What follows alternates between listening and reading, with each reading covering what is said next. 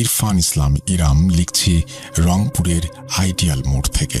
এখন যে ঘটনাটি শেয়ার করব, এই ঘটনাটি আমাকে শেয়ার করেছেন truth.com-এর শ্রোতা মোহাম্মদ ইসমাইল হোসেন রামিম। তিনি একজন এইচএসসি পরীক্ষার্থী। লেখার মধ্যে ভুল হলে বা শব্দ চয়নে ভুল হলে ক্ষমা সুন্দর দৃষ্টিতে দেখবেন। আমি মোহাম্মদ ইসমাইল হোসেন রামিম। আমার বাসা মিরপুর, ঢাকা 1216।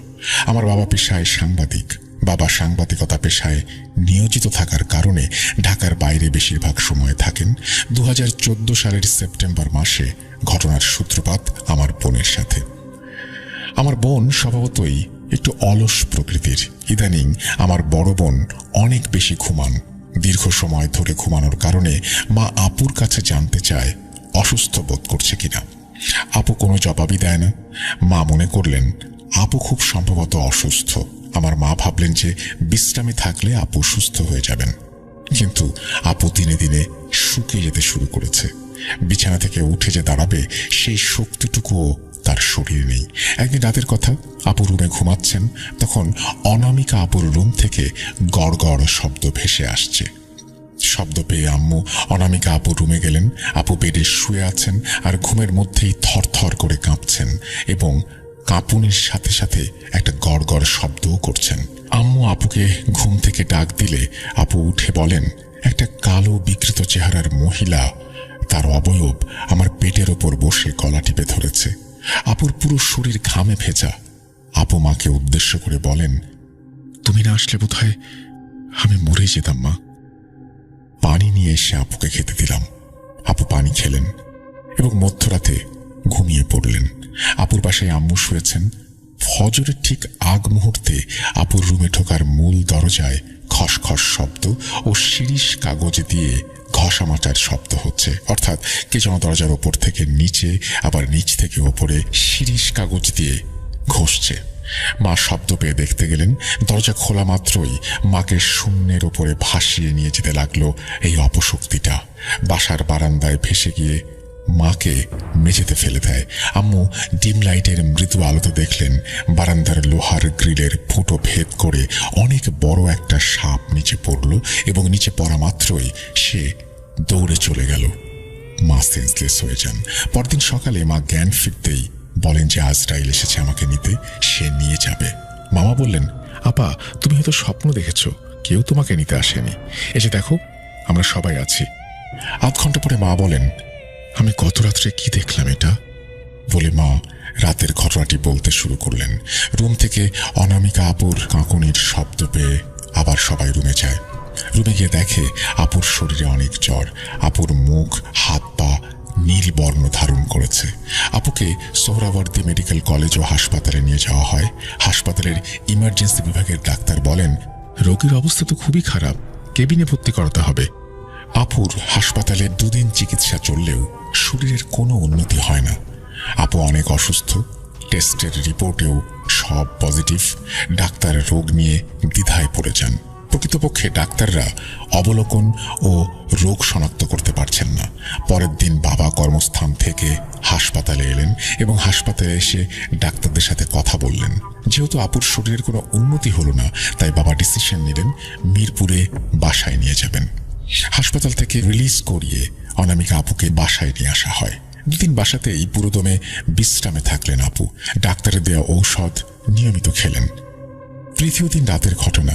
ঠিক মধ্যরাতে আপুর রুমে ধস্তাধস্তির শব্দ শুরু হয়। আমার রুম আর আপুর রুম পাশাপাশি হওয়াতে আমি বুঝতে পারি বিদ্ঘুটের শব্দ আসছে আপুর রুম থেকে। আপুর রুমে গিয়ে দরজা আস্তে করে খুলে দেখলাম যে আপুর বুকের ওপরে হুবহু আপুর মতোই দেখতে একটা অবয়ব বসে আছে আর 2 হাত দিয়ে আপুর গলা চেপে ধরেছে। আমি প্রথমে আচমকাই একটু চমকে উঠি। আমি বুঝতে পারছিলাম না আসলে কোনটা আপু। লাইট চালাতে গেলে আপুর মতন দেখতে অবয়বটা ঝাঁপিয়ে পড়ে আমার ওপর। আমি মেঝেতে পড়ে যাই এবং তীব্র আঘাত পাই মাথায়। তারপরে উঠে দাঁড়াই। আপুর বেশধারী অবয়বটা খাটের নিচে ঢুকে পড়ে। আমি তীব্র ব্যথার মাঝেও ধীরে ধীরে উঠে লাইট জ্বালাই আর পরক্ষণে লাইট জ্বালানো মাত্রই অবয়বটি রুমের পাশে লাগোয়া বারান্দা দিয়ে ধোয়ার কুণ্ডলি পাকিয়ে নিচে নেমে মানুষের রূপ ধারণ করে। অবয়বটার চেহারা বিমর্ষ ও তার চোখ দুটো সাদা, অর্থাৎ চোখের মণি ধূসর। আমি প্রচুর ভয় পেয়ে যাই। ভয়ের চোটে আমার শিরদাঁড়া দিয়ে ঠান্ডা স্রোত বয়ে যায়। আমি দৌড়ে মায়ের রুমে গিয়ে মাকে জড়িয়ে ধরি, আব্বুকে ডাকি এবং বিষয়টা খুলে বলি। আম্মু আর আমি আপুর রুমে গিয়ে দেখি আপু সেন্সলেস হয়ে পড়ে আছেন, নাক দিয়ে রক্তের স্রোত বইছে, বেডশিট ভিজে একাকার। পরের দিন সকালে আপুকে নিয়ে ধানমন্ডির একটি বেসরকারি হাসপাতালে ভর্তি করা হয়। আপুর শরীরের অবস্থা গুরুতর হওয়ার কারণে আবারও কেবিনে তাকে নিয়ে যাওয়া হয়। আপুর চিকিৎসা চলতে থাকলো। 4 দিন 5 দিনেও তেমন একটা উন্নতি হলো না। রাতের ঘটনা, আপুর মেরুদণ্ডে অস্বাভাবিকভাবে আঘাত হানে, গড়গড় শব্দ হতে থাকে। ডাক্তার এসে কিছু ঘুমের মেডিসিন দেন। কিছুক্ষণ পরে আপু ঘুমিয়ে যান। হাসপাতালের এক পরিচ্ছন্নতা কর্মী সুইপার আসেন রুম পরিষ্কার করতে। তিনি বাবাকে উদ্দেশ্য করে বলেন, স্যার, আপনার রোগীর মনে হয় অন্য সমস্যা আছে। আমার বাবা একজন তান্ত্রিক, রোগীর পেছনে এভাবে খামোখা টাকা নষ্ট করে কোনো লাভ নেই। পরে তিনি বলেন, মেয়ের শরীরে পিশাচ জিন ভর করেছে, আপনারা ভালো হুজুর বা কবিরাজ দেখান। এই কথা বলে তিনি বিদায় নেন। পরের দিন আব্বুর এক বন্ধুর পরামর্শে মিরপুরের একটা মাজারে আপুকে নিয়ে যাওয়া হয়। মাজারের এক মহিলা কবিরাজ আপুকে দেখেন। তিনি কিছুক্ষণ সময় নিয়ে বলেন, এই মেয়েকে দ্রুত ভালো কোনো কবিরাজ বা তান্ত্রিক দেখান। এই সমস্যা আমি সমাধান করতে পারবো না। যদি মেয়েকে বাঁচাতে চান তো যা করার জলদি করেন, সময়ের কাজ সময়ে করেন, নয়তো পরে পস্তাতে হবে। রাতের ঘটনা, আপু কাঁপা কাঁপা গলায় বলতে থাকেন, আমার শ্বাস প্রশ্বাস নিতে কষ্ট হচ্ছে, খুব কষ্ট হচ্ছে। বাবা অনেক ভয় পেয়ে যান এই পরিস্থিতি দেখে। মায়েরও মন ভীষণ খারাপ হয়ে যায়। অনেক টাকা খরচ হয়ে গেছে, কিন্তু আপুর শরীরের কোনো উন্নতি হলো না, বরং উল্টো দিনে দিনে তিনি অসুস্থ হয়ে যাচ্ছেন। মধ্যরাতের কথা, আপু স্বাভাবিক আচরণ শুরু করে। বিছানার বেডশিট মুখে নিয়ে হঠাৎ করে আবার চিবাতে শুরু করে। চোখ ভীষণ রকমের গাঢ় লাল। মা আপুর মুখ থেকে বেডশিট বের করে নেন ঠিকই, এবং ঠিক তখনই আপু অন্য এক মেয়ের কণ্ঠে বলেন, আমার মুখ থেকে বের করলি কেন কাপড়টা?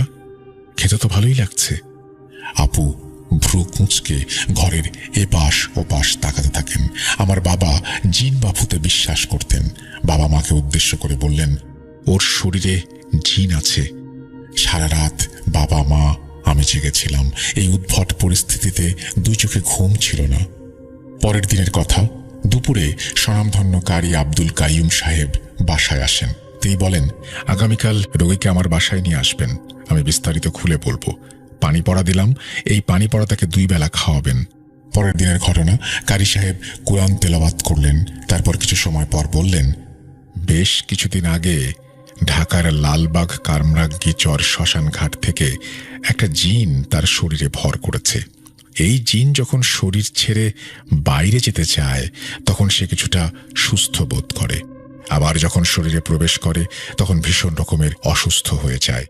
2টা বোতলে প্রবাহমান .com The Fear Returns with Russell।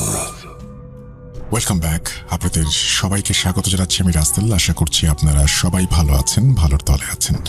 এই মুহূর্তে যে ঘটনাটি আমি পড়ে শোনাবো সেটি আমাদের পাঠিয়েছেন সাবিতা আলম। চলুন শুরু করা যাক। আপনার অজান্তেই আপনার এলাকায় একজন ফকিরের আবির্ভাব ঘটল। সেই ফকিরের চেহারা এমন যেন দেখে শরীরের ভেতরে ঠান্ডা বাতাস বয়ে যায়। সে নাকি যা চায় তাই নিয়ে যেতে পারে। কেমন হবে যদি এমন ফকির আপনার পরিবারের জন্য কাল হয়ে দাঁড়ায়? জানতে চান? আসসালামু আলাইকুম রাসেল ভাই ও প্রিয় শ্রোতা বন্ধুরা, আশা করি আপনারা সকলেই ভালো আছেন, সুস্থ আছেন। আমি মোহাম্মদ সাবিতা আলম, লিখছি ময়মনসিংহ বিভাগ থেকে। আজ আমি যার ঘটনাটি আপনাদের সাথে শেয়ার করব ওনার নাম শাহজাহান আলী। উনি করাচিতে বসবাসরত একজন পাকিস্তানি ভদ্রলোক। ওনার সাথে আমার যোগাযোগ হয় লুনা আপুর মাধ্যমে। আমি ওনার পরিচয় পর্ব আর দীর্ঘ না করে আজ সরাসরি ঘটনায় চলে যেতে চাই। ঘটনাটি শাহজাহান ভাই আমাকে যেভাবে বলেছেন আমি সেভাবেই আপনাদের সামনে উপস্থাপন করছি এবং অনিচ্ছাকৃত ভুল ত্রুটির জন্য ক্ষমা প্রার্থনা করছি। বলছেন শাহজাহান ভাই।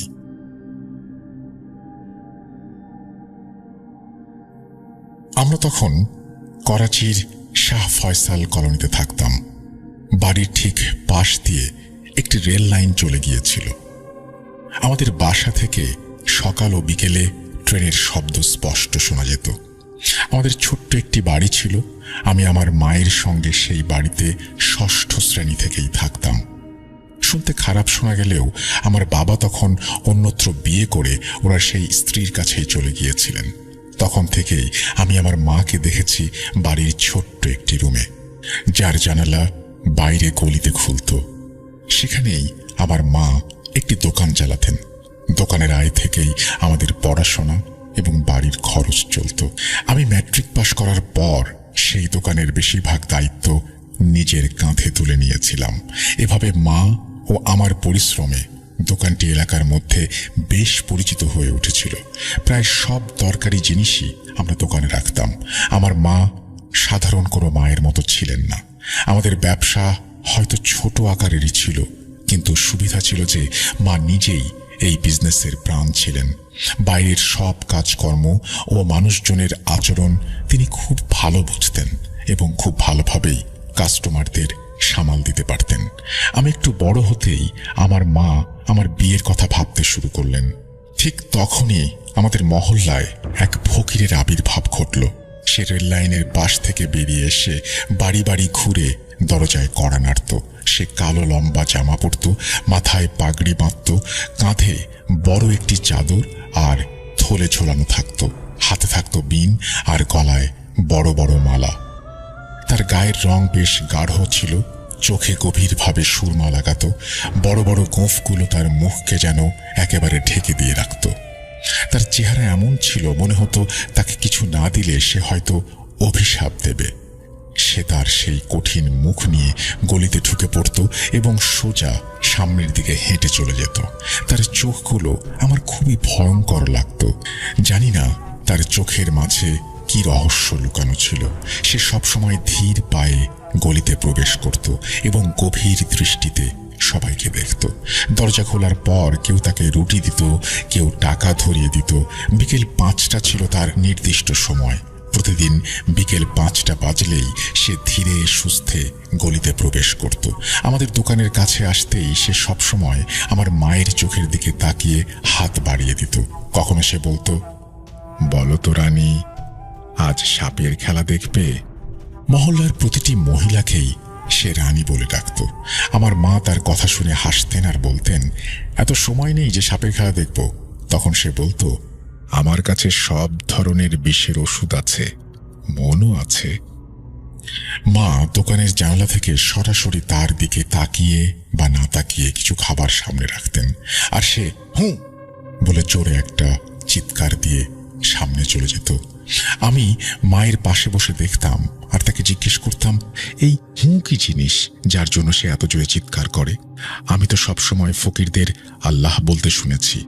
মা বলতেন, এসব জেনে আমাদের কোনো কাজ নেই, সে যা চায় আমি দিয়ে দেই, এখানেই শেষ। আমারও কোনো আপত্তি হয়নি, আর শুধু হুঁ বলাটা আমি বুঝতে পারতাম না। এভাবেই আস্তে আস্তে অনেকগুলো দিন কাটতে লাগলো, আর সেই ফকিরের বিষয়টা স্বাভাবিক হয়ে গেল। তারপর একদিন আল্লাহর ইচ্ছায় আমার বাগদান হয়ে গেল। বিয়ের আগে আমি আমার স্ত্রীকে কখনো দেখিনি। বিয়ের পর তাকে মায়ের পাশে দেখে আমি অবাক হয়ে গেলাম। মাশাআল্লাহ, আমার স্ত্রী ছিলেন খুবই সুন্দরী। সে যাই হোক, বিয়ে হলো তখনই বুঝতে পারলাম সত্যিই আমার স্ত্রী সোহানা স্বপ্নের মতো আমার জীবনে এসেছে। আমি ওর প্রতি সম্পূর্ণভাবে মন দিলাম। সে দেখতে যেমন সুন্দর ছিল, তার চেয়েও বেশি সুন্দর ছিল তার স্বভাব। বাইরে যাওয়া আসা একদম পছন্দ করত না, অন্যদের সাথে মিশতো না।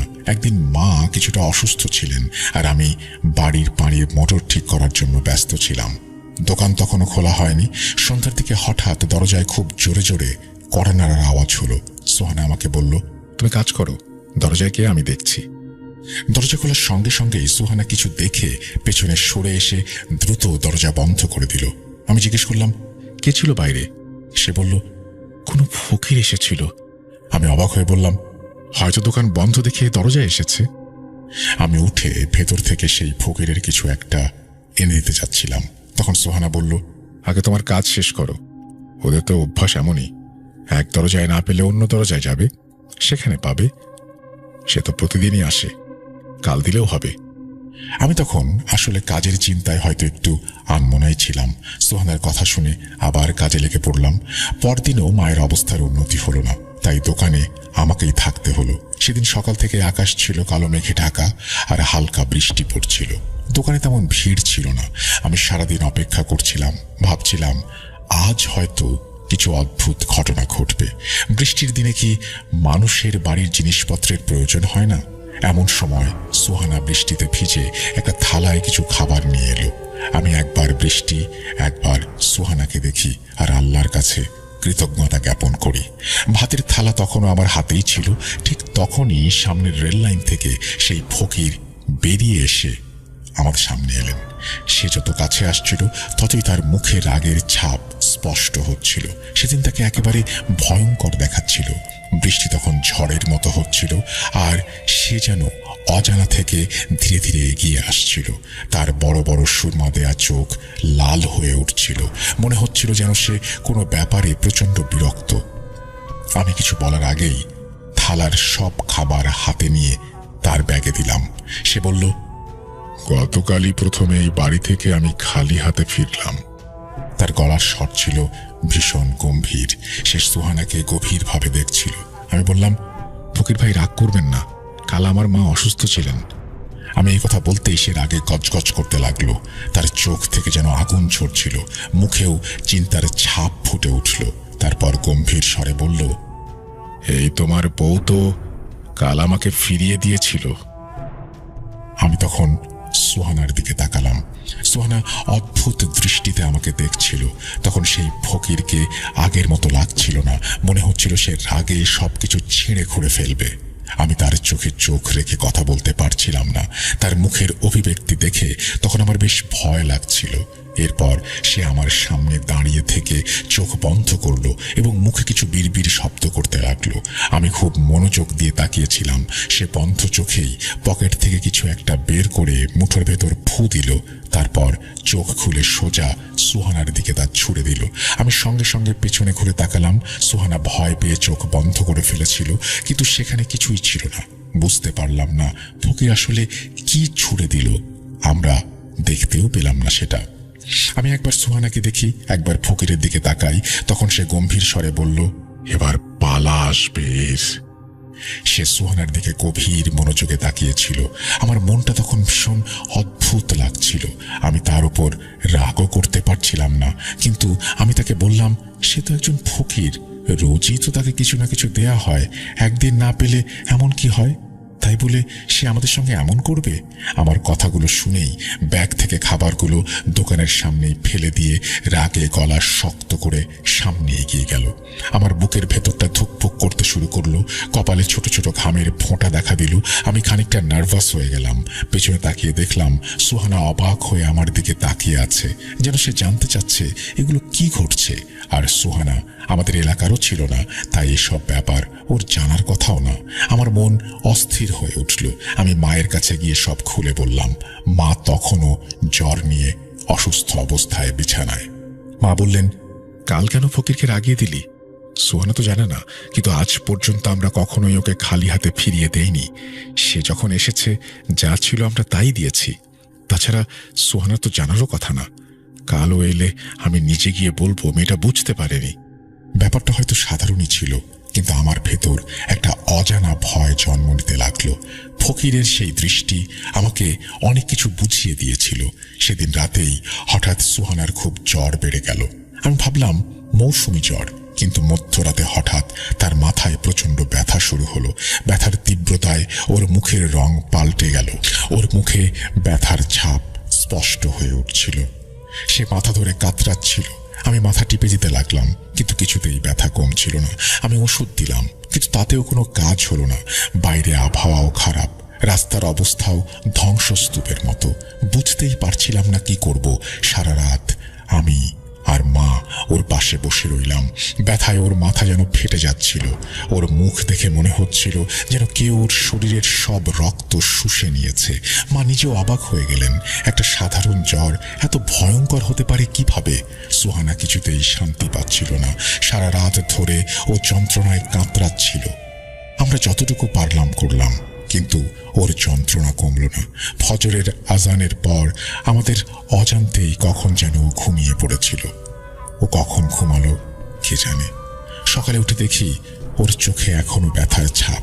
রাতের মতো ভয়াবহ অবস্থা না হলেও সুহানা যেন আগের সুহানা নেই। এক রাতের কষ্ট ওকে পুরোপুরি বদলে দিয়েছে। জ্বর কমলে সে একদম চুপচাপ ছিল। মা বারবার বলছিল ডাক্তার দেখাতে, কিন্তু ও নিজেই যেতে রাজি হচ্ছিল না। মা সেই প্রথমবারের মতো ফকিরের জন্য অপেক্ষা করতে লাগলেন। বারবার দোকানের জানালা দিয়ে বাইরে তাকাচ্ছিলেন। মা বারবার মুখ ঘুরিয়ে রেল লাইনের দিকে তাকাতেন যেন ফকিরকে দেখতে পান। নির্দিষ্ট সময় পেরিয়ে গেল, কিন্তু ফকিরের কোনো খবর নেই। সেই রাতেও সুহানার অবস্থা আবার একই রকম হলো। মাথার ব্যথায় সে দেয়ালে মাথা ঠুকতে লাগলো। কখনো আমি ওকে সামলাই, কখনো মাকে ডাকি, আবার ছুটে যাই এলাকার ডাক্তারের কাছে। ডাক্তার এসে অবস্থা দেখে বললেন, এটা সাধারণ মাথা ব্যথা নয়, এক্ষুনি বড় হাসপাতাল নিতে হবে। এটা সাধারণ কিছু নয়। ডাক্তার ব্যথার ইঞ্জেকশন দিলেন।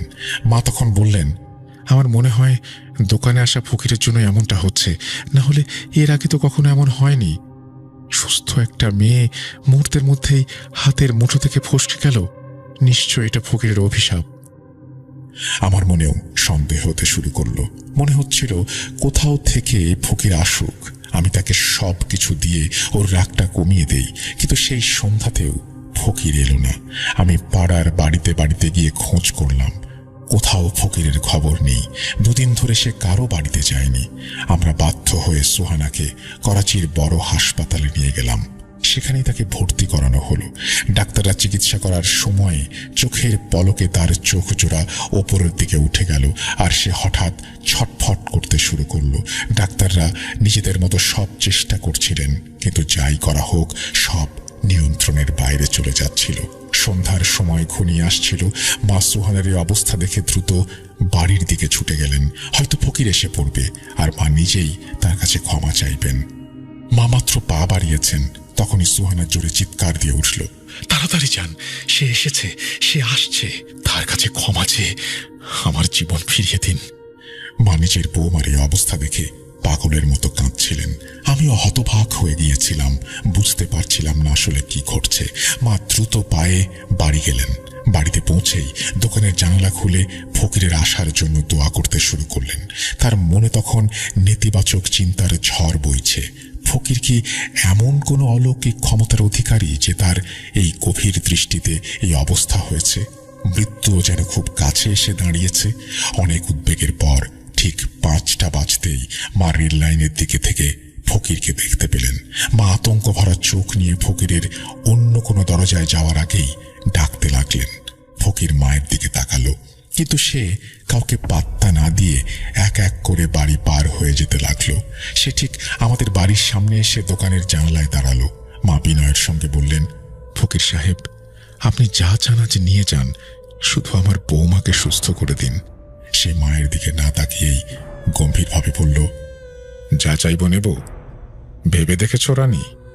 মা বললেন, হ্যাঁ, শুধু ওকে সুস্থ করে দিন, ওকে ক্ষমা করে দিন। ফকির বলল, তোমার বৌমা কোথায়? মা বললেন, বড় হাসপাতালে। ফকির বলল, আমাকে সেখানে নিয়ে চলো। মা সঙ্গে সঙ্গে ফকিরকে নিয়ে হাসপাতালে গেলেন। ফকির এক নজরে শুয়ে থাকা সোহানাকে দেখে তার চাদরের কোণা থেকে একটা কালো পাথর বের করে মায়ের হাতে দিলেন। বললেন, এটা ওর মাথায় রাখো। মা তেমনটাই করলেন। আমি পাশে দাঁড়িয়ে দেখছিলাম। পাথরটা মাথায় রাখতেই সোহানা হঠাৎ স্বাভাবিক হয়ে গেল। সে পুরোপুরি ঠিক ছিল, কোনো ব্যথাই আর তার ছিল না। আমি আর মা এতটাই আনন্দে ছিলাম যে ফকিরের কথা ভুলেই গিয়েছিলাম। সোহানা বিছানা থেকে উঠে বসলো। আমরা আনন্দে ঘুরে দাঁড়িয়ে ফকিরকে দেখতে গেলাম, কিন্তু সেখানে ফকির ছিল না। ভাবলাম হয়তো সোহানা ভালো হয়েছে দেখে চলে গেছে। আমি ওকে কালো পাথরটা ফেরত দিতে যাচ্ছিলাম, কিন্তু হে কি, আমার হাত তো খালি। তাহলে সেই কালো পাথরটা কি আমার হাতেই ছিল না? আমি হতভম্ব হয়ে গিয়েছিলাম, কিন্তু স্ত্রীর সুস্থতার আনন্দটা ছিল আরো অনেক বেশি। আমরা বাড়িতে ফিরে এলাম। মা সোহানার পছন্দের খাবার রান্না করলেন। সোহানা নতুন জামা বের করে গোসল সেরে বাইরে এসে মা আর আমার পাশে বসলো। সে সুস্থ ছিল, তবে কিছুটা চিন্তিত দেখাচ্ছিল। আমি জিজ্ঞেস করতে সে বলল, যখন আমি ব্যথায় কাতরাচ্ছিলাম আমার চোখে শুধু সেই ফকিরের মুখটাই ভেসে উঠছিল, আর কারো কথা মাথায় আসছিল না। এটা বলতে সে খানিকটা ভয় পেয়ে গেল। বলল, কেন এমন হলো? কেন শুধু ফকিরের কথাই আমার মনে ঘুরছিল? আর ওই পাথরটা ছোঁয়াতে কিভাবে এত দ্রুত সুস্থ হয়ে গেলাম? তারপর সে মায়ের দিকে তাকালো। মা, এই ফকির আসলে কে? মা কিছু বলতে যাচ্ছিলেন, এমন সময় দরজায় ঘন্টা বাজল। বাইরে একটা ছেলে দাঁড়িয়ে আছে। বলল, দোকান থেকে কিছু জিনিস লাগবে, আপনারা কি দোকান খুলবেন? সত্যি বলতে এসবের মধ্যে আমরা দোকানের কথা ভুলেই গিয়েছিলাম। আমি উঠে দোকান খুলতে গেলাম। আমার বের হওয়ার সঙ্গে সঙ্গে মা রান্নাঘরে গেলেন। দোকানে কাস্টমার রেখে আমি আবার ঘরে এলাম। আর তখনই আমার চিৎকার বেরিয়ে গেল। সোহানা বিছানায় এলোমেলো অবস্থায় পড়েছিল। তার নাক থেকে রক্ত পড়ছিল আর শরীরটা বরফের মতো ঠান্ডা। আমার চিৎকার শুনে মা সুহানাকে দেখলেন। আমি পাগলের মতো তার দিকে ছুটে গেলাম, কিন্তু সুহানা আমাদের সবাইকে ছেড়ে চলে গিয়েছে পরপারে। কিছুতেই বুঝতে পারছিলাম না কয়েক মিনিটের মধ্যে কিভাবে এসব ঘটে গেল। আমার চোখের পানি যেন থামছিলই না। মায়ের অবস্থা আরো খারাপ। হাসপাতাল থেকে সুস্থ অবস্থায় আমরা তাকে নিয়ে এসেছিলাম, অথচ মুহূর্তেই কি থেকে কি হয়ে গেল। দাফনের আয়োজন চলছিল, আর আমি আর মা একে অপরকে জড়িয়ে ধরে কাঁদছিলাম। আমার চোখে এত পানি ছিল যে সামনে কি ঘটছে কিছু স্পষ্ট দেখতে পাচ্ছিলাম না। কবরস্থানে গিয়ে দাফন সম্পন্ন হলো। তখন আমার অবস্থা একেবারে পাগলের মতো। দাফনের পর আস্তে আস্তে উপস্থিত মানুষজন আমাকে সান্ত্বনা দিতে লাগলো। তারপর সবাই একে একে চলে যেতে শুরু করলো, কিন্তু আমার মন কিছুতেই মানছিল না। সবাই আমাকে ফিরে যেতে বলল। আমি উঠে কয়েক পা এগোলাম, কিন্তু আমার স্ত্রীকে আমি কিভাবে একা রেখে যাই? কবরস্থানের পাশে থাকা গাছপালার ভেতর একটা দেয়ালে হেলান দিয়ে বসে পড়লাম। সেখানে সম্পূর্ণভাবে অন্ধকার ছিল। আমি সেই বসে শুধু সুহানার কবরটা দেখছিলাম। রাত আরো গভীর হচ্ছিল। চারিদিকে চাঁদের আলো ছড়িয়ে পড়ছিল। দেয়ালে হেলান দিয়ে আমি তখনও গভীরভাবে কবরের দিকে তাকিয়ে। এমন সময় হঠাৎ আমি সুহানার কবরের কাছে কাউকে আসতে দেখলাম। এত রাতে কবরস্থানে কে আসতে পারে? চোখের জল ভালোভাবে মুছে আবার তাকালাম, যেন পরিষ্কার দেখতে পাই কে এসেছে। ভালোভাবে নজর পড়তেই দেখলাম সে একজন ফকির। আমার দৃষ্টি তার উপর আটকে গেল। সে কবরের দিকে এগিয়ে যাচ্ছিল। আজকের রাতটা আমার কাছে অনেক বেশি অদ্ভুত লাগছিল। আমি বিস্ময়ের সাথে ভাবছিলাম, এই ফকির আবার কে? এত রাতে কবরস্থানে কি করতে এসেছে? সে এগিয়ে গিয়ে অন্য কবরগুলো পেরিয়ে সুহানার কবরের সামনে এসে থমকে দাঁড়ালো। তারপর সে চারপাশে নজর ঘুরিয়ে নিতে লাগলো। আমি নিজের শ্বাসও আটকে রেখেছিলাম। দেখতে চাচ্ছিলাম যে সে শেষ পর্যন্ত কি করে। সে যখন নিশ্চিত হলো আশেপাশে কেউ নেই, তখন সে দ্রুত কবরটা খোঁড়া শুরু করলো। আমার ইচ্ছে হচ্ছিল সামনে গিয়ে তাকে আটকাই, জানতে চাই সে কি করছে, কি চাইছে। কিন্তু ঠিক তখনই মনে হলো কেউ যেন আমার পা শক্ত করে ধরে রেখেছে। আমি সেখানেই নিঃশব্দে দাঁড়িয়ে রইলাম। এরপর দেখলাম খুব দ্রুত সে আমার সুহানার লাশটা ভেজা মাটি থেকে বের করে এনে মাটির উপরে রেখে দিল, আর সঙ্গে সঙ্গে কবরের মাটি আগের মতো ঢেকে দিল। এরপর সে সুহানার পাশে বসে কিছু একটা পড়তে লাগলো। সে তার পায়ের কাছে দাঁড়িয়ে ক্রমাগত কিছু উচ্চারণ করছিল। এরপর দেখলাম সুহানার শরীরটা একটু নড়ল। সে কাফন সহ সোজা হয়ে বসল। আমি চিৎকার করতে যাচ্ছিলাম, কিন্তু নিজেকে কিভাবে সামলালাম আমি জানি না। সে আবার কিছু পড়ল এবং সুহানার মুখ থেকে কাফন সরিয়ে দিল। সুহানা উঠে দাঁড়ালো। ফকির তখন একটা কালো বড় চাদর তার শরীরে ঢেকে দিল আর তাকে পেছন পেছন আসতে ইশারা করল। সুহানা চাদরে ঢাকা অবস্থায় ফকিরের পেছন পেছন হাঁটতে শুরু করলো। আমি নিঃশব্দে ঠাঁই দাঁড়িয়ে দেখছিলাম। আমার ভেতর ভয়ে আতঙ্কের ঢেউ খেলছিল। তখন শুধু একটা প্রশ্নই মাথায় ঘুরছিল, এই ফকিরটা আসলে কে? সে কি কোনো জাদুকর যে জাদুর শক্তিতে সব করছে? কিন্তু যদি সে জাদুকরই হয়, তাহলে তার সাথে সোহানার কি সম্পর্ক? আর সোহানা কি আসলেই মারা গেছে? তাহলে সব কি দেখছি আমি শুনেছিলাম মৃত মানুষের ওপর জাদু কাজ করে না। তাহলে চোখের সামনে যা ঘটছে সেটা কি? মুহূর্তেই সব ভয়কে পেছনে ফেলে আমি দ্রুত ফকিরের পেছনে হাঁটতে শুরু করলাম। সে তখনও এগিয়ে যাচ্ছিল আর এক আঙুল তুলে সুহানাকে পেছনে আসার ইঙ্গিত দিচ্ছিল, আর সুহানা যেন পোষা প্রাণীর মতো ওর পেছন পেছন হাঁটছিল। আমরা রাস্তা পেরিয়ে একটা মসজিদের কাছে এসে পৌঁছালাম, আর ঠিক তখনই এই মুহূর্তটার জন্য আমি অপেক্ষা করছিলাম। এতক্ষণ আমি চুপচাপ পা টেনে টেনে পেছন পেছন আসছিলাম, কিন্তু আমি একা আর কি করতে পারি? ফকিরের ক্ষমতা সম্পর্কে আমার তেমন কোনো ধারণাই ছিল না, কিন্তু হঠাৎ মসজিদটা চোখে পড়তেই যেন এক অজানা শক্তি আমার ভেতরে জেগে উঠল। মুহূর্তেই আমি সুহানাকে শক্ত করে ধরে ফেললাম। ফকির দ্রুত ঘুরে তাকালো। সে কিছু করার আগেই আমি মসজিদের দিকে ছুটে গিয়ে চিৎকার করলাম। ভেতরে নামাজরত কয়েকজন লোক শব্দ শুনে বাইরে বেরিয়ে এলো। তারা আমাদের দেখে প্রথমে ভয় পেয়ে একটু পিছিয়ে গেল। আমি নিজেই সুহানাকে নিয়ে মসজিদের ভেতরে ঢুকে গেলাম। সেখানে রাতের ইবাদতে ব্যস্ত কিছু মুসল্লি আমার এমন আচরণ দেখে অবাক হয়ে গেলেন। তারা কাফনে মোড়া সুহানাকে দেখে ভয়ে কেঁপে উঠলেন। কেউ কাছে আসার সাহস পাচ্ছিলেন না। আমি মুসল্লিদের সবকিছু খুলে বললাম। ঠিক তখনই মসজিদের ভেতর থেকে এক অদ্ভুত শব্দ হলো। আওয়াজ শুনে সুহানা আবারও অজ্ঞান হয়ে গেল। কেউ বললেন, ওকে হাসপাতালে নিয়ে যাও, হয়তো মেয়েটা মারা যায়নি, তোমরা ভুলে মৃত ভেবেছ। তখন আমি বললাম যে যদি সে জীবিত থাকে তাহলে ফকির কিভাবে জানলো? সেই কালো পাথরে এমন কি ছিল? পাথরটা তো আমার হাতেই ছিল, কিভাবে হারিয়ে গেল? আসলে কি ঘটছে? আমার পাশে একজন বয়স্ক লোক ছিলেন। তিনি পবিত্র কোরআন পড়ে পানিতে ফুঁ দিয়ে আমাকে দিলেন। বললেন, পানি ওর ওপরে ছিটিয়ে দাও, একটু খাইয়ে দাও। কিছুক্ষণের মধ্যেই সুহানা জেগে উঠল আর মসজিদে নিজেকে দেখে অবাক হলো। কাফনের দিকে তাকিয়ে সে ভয় পেল। জিজ্ঞেস করলো, এসব কি? পাশে দাঁড়ানো একজন তার বাড়ি থেকে মহিলাদের কাপড় এনে দিলেন। সুহানা কাপড় পরিবর্তন করলো। সে তখন পুরোপুরি সচেতন। আমি তাকে জিজ্ঞেস করলাম, কি হয়েছিল তোমার? ও কিছুই মনে করতে পারল না। ফকিরের পেছনে হাঁটার কথাও ওর স্মৃতিতে ছিল না।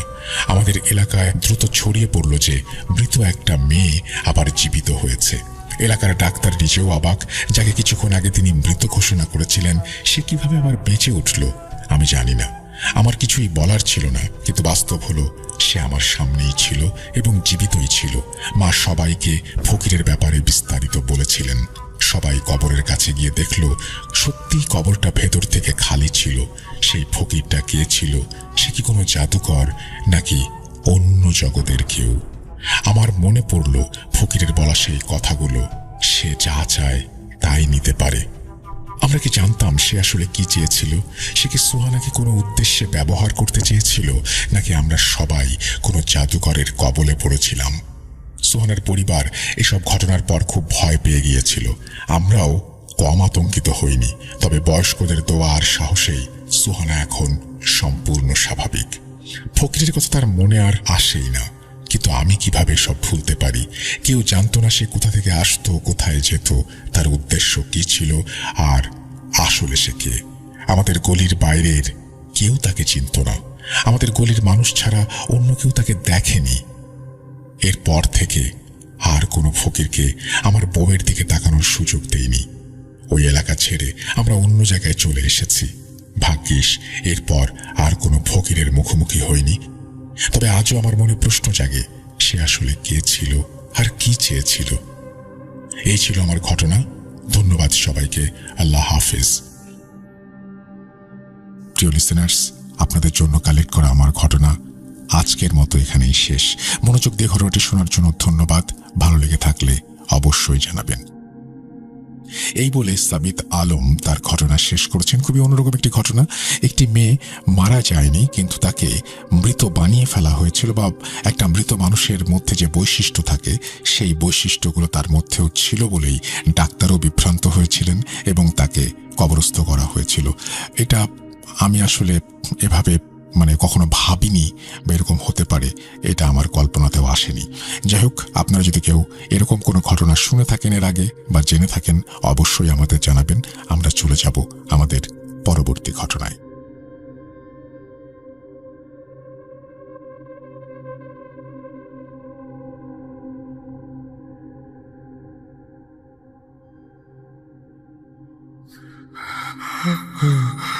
কেন কেন তুমি আসো?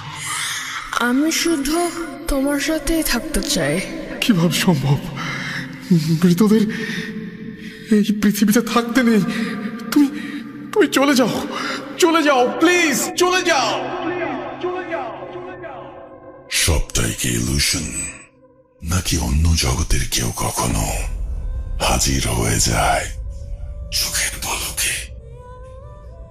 ভূত.com with Russell। ওয়েলকাম ব্যাক, আপনাদের সবাইকে স্বাগত। আমরা চারজন রাত 11টার সময় রাতের খাবার খেয়ে যে যার রুমে ঘুমানোর জন্য চলে যাই। আমার রুমটি হলো বাসার মাঝ বরাবর। আমি আমার রুমে এসে দরজা লাগিয়ে শুয়ে পড়ি। কিছুক্ষণ মোবাইল চালানোর পরে আমি ঘুমিয়ে পড়ি। আনুমানিক তখন সময় ছিল রাত 2:30। আমি ঘুমানোর কিছুক্ষণ পরেই আমার মনে হলো কেউ আমার দরজায় টোকা দিল। আমি বলে উঠি, কে ওখানে? কে কে ওখানে?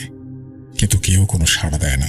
অতঃপর আমি যেই আবার নিদ্রায় আচ্ছন্ন হলাম, তখন আমি বুঝতে পারলাম আমার দরজার সামনে কেউ হাঁটা চলা করছে। আমি যেই ঘুমিয়ে পড়লাম আবার দরজায় টোকা দিল।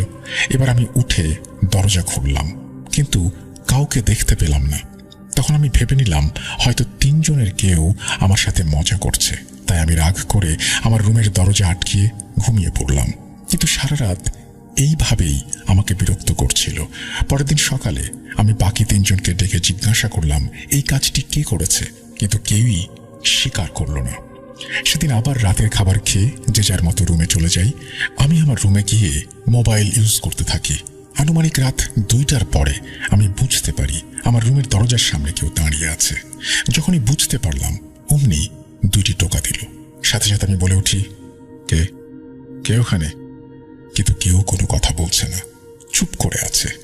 তো আমি অত গুরুত্ব না দিয়ে মোবাইল চালাতে মগ্ন হলাম। আবার হঠাৎ 2টো টোকা দিল।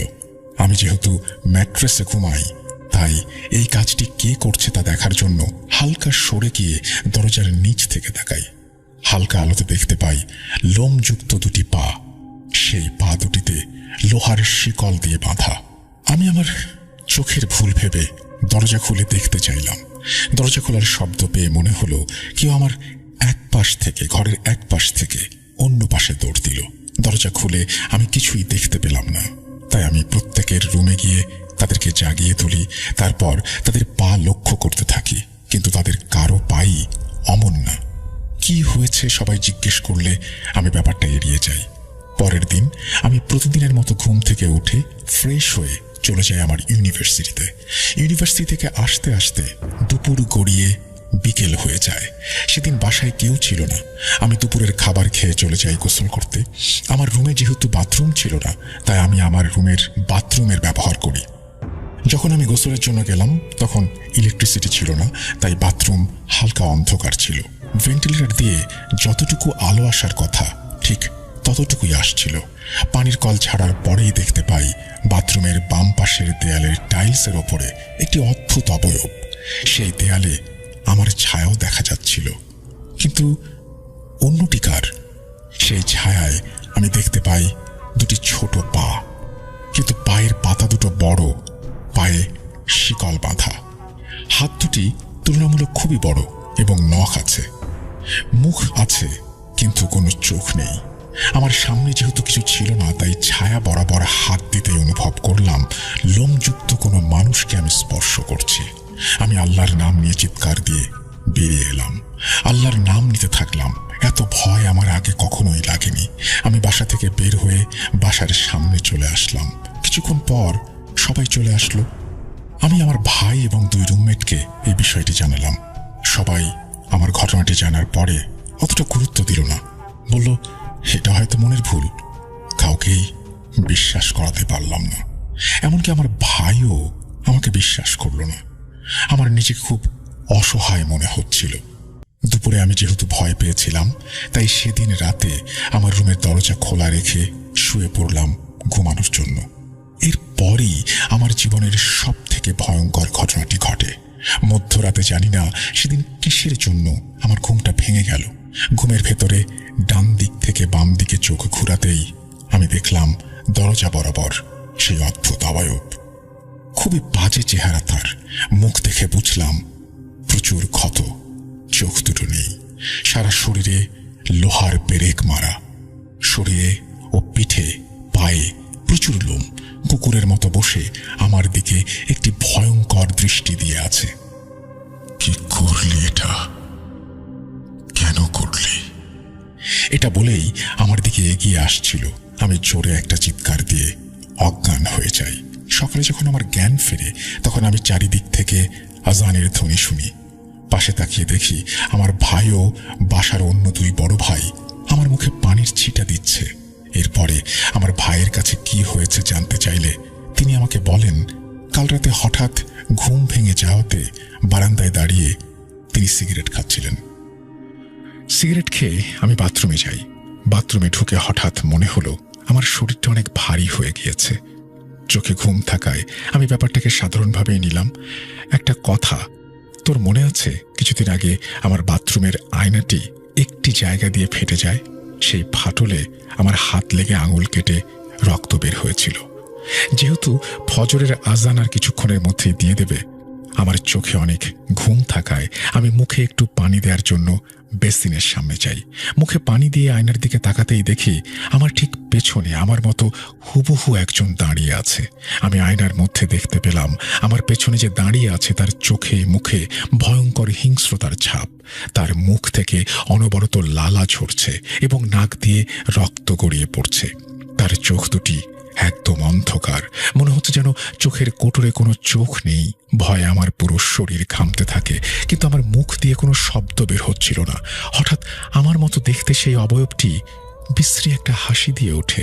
আমি সহ্য করতে না পেরে ভয়ে চোখ বন্ধ করে ফেলি আর মনে মনে আয়াতুল কুরসি পড়ার চেষ্টা করি, কিন্তু প্রচণ্ড ভয়ে আমি সবকিছু গুলিয়ে ফেলছিলাম। বারবার চেষ্টা করেও একটুও নড়তে পারছিলাম না। আমার কাঁধের ওপরে একটা গরম নিঃশ্বাস পড়তে থাকে।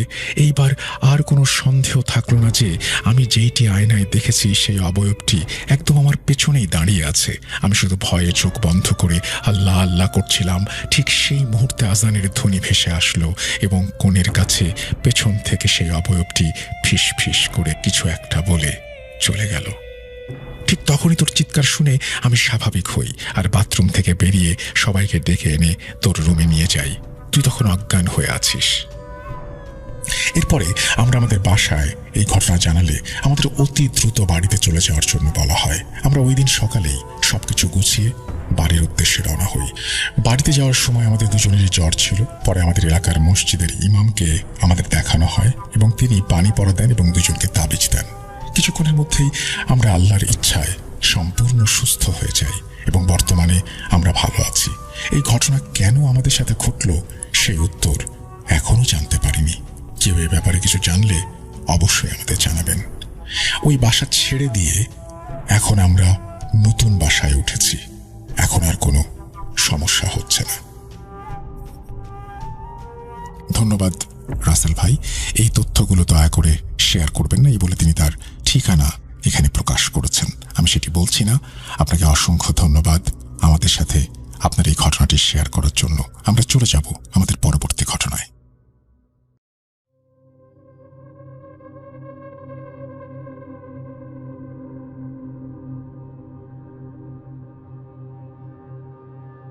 আবার যদি ভালো লাগে অবশ্যই আমাদের জানাবেন। চলুন শুরু করা যাক।